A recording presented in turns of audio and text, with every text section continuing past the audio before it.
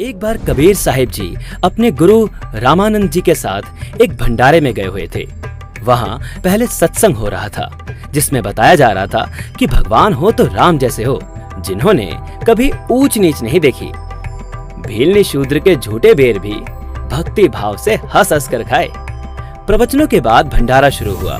ब्राह्मणों ने पंडितों, साधु संतों और महंतों के लिए अलग से भंडारे की व्यवस्था कर रखी थी तथा अन्य साधारण लोगों के लिए अन्य भंडारे की व्यवस्था भी की थी। ब्राह्मणों ने देखा कि कबीर जी भी रामानंद जी के साथ आए हैं जो जुलाहा जाति से हैं। उन्होंने सभी संतों, महंतों से चारों वेदों के एक एक मंत्र सुनकर भंडारे में प्रवेश करने की नीति बनाई। सोचा कि कबीर जी अपने आप ही अलग हो जाएंगे। विद्वान माने जाने वाले सभी पंडित महंत मंत्र सुनाकर ब्राह्मणों वाले भंडारे में प्रवेश कर रहे थे। रामानंद जी के बाद कबीर साहब जी की बारी आनी थी।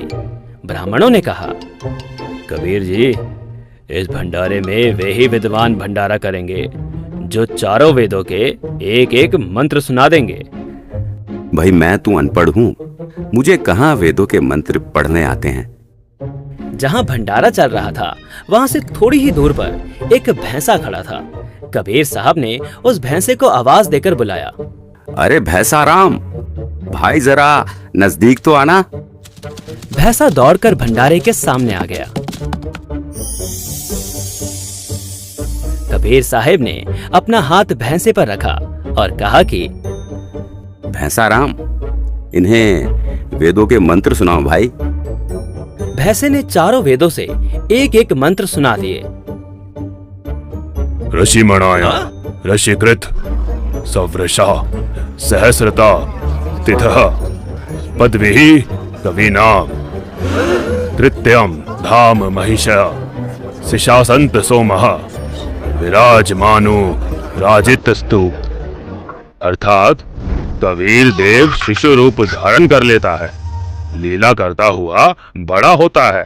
कविताओं द्वारा तत्व ज्ञान वर्णन करने के कारण कवि की पदवी प्राप्त करता है, अर्थात उसे ऋषि, संत व कवि कहने लग जाते हैं। वास्तव में वो पूर्ण परमेश्वर शरीर में, आकार में, गुंबद में, सिंहासन पर विराजमान है और वो कोई और नहीं बल्कि मेरे पास जो खड़े हैं यही वो पूर्ण परमेश्वर हैं। सभी ब्राह्मण अचंभित रह गए।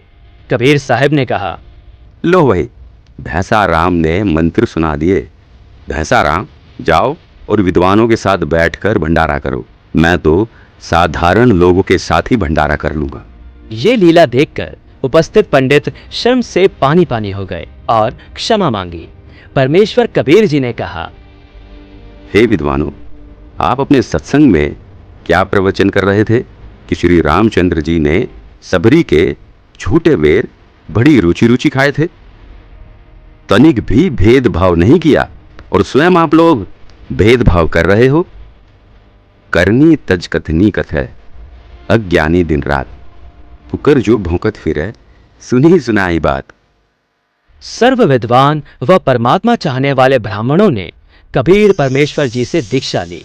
इस प्रकार परमेश्वर कबीर जी ने अपने प्रिय आत्माओं को काल के जाल से निकालकर अपनी शरण में लिया। उस समय उपस्थित हजारों की संख्या में अन्य श्रोताओं ने भी ये लीला देखी और दीक्षा प्राप्त करके अपना जीवन धन्य किया। दर्शकों, यह 2D एनिमेशन वीडियो संत रामपाल जी महाराज के सत्संग प्रवचनों का अंश मात्र है। संपूर्ण आध्यात्मिक ज्ञान प्राप्त करने के लिए अवश्य सुनिए संत रामपाल जी महाराज के मंगल प्रवचन।